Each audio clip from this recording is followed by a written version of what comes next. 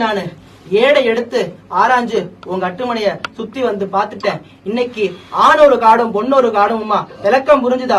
இன்னைக்கு ஊரு விட்டு ஊரு, நாடு விட்டு நாடு, தேசம் விட்டு தேசம், இன்னைக்கு பஞ்சம் பொழைக்க போய் ஒரு இடத்துல அண்டி இருக்கணும். இன்னைக்கு நான் சொல்லு விளக்கம் புரிஞ்சுதா? ஒண்ணு. ரெண்டாவது, இன்னைக்கு இந்த வாழ்க்கைய நீயா ஆசைப்பட்டு தேர்ந்து எடுத்து இன்னைக்கு நல்ல முறையா இல்லறம் சொல்லறம் இல்லாம ஓடிக்கிட்டு இருக்குது.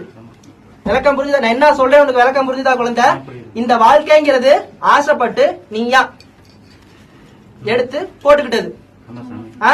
இன்னைக்கு அத்தனை பேர்த்தோட எதிர்ப்புக்கு மத்தியிலையும் இன்னைக்கு நம்ம வந்து அந்த இடத்துல வந்து நின்னாச்சு. இவன் வாழவே மாட்டான் அப்படின்னு சொன்னவங்களுக்கு முன்னே இன்னைக்கு நம்ம வாழ்ந்து காமிச்சாச்சு. ஒண்ணு. அதே மாதிரி வம்பு வழக்கு, இன்னைக்கு வம்பு வழக்கு சர்க்காரு பிரச்சனை வந்தப்பையும் இன்னைக்கு நான் தெய்வம் நின்னு நான் ஜெயிச்சு கொடுத்துட்டேன்டா. எந்த தெய்வம்? உனக்கு அம்மன் புதுசுதான்.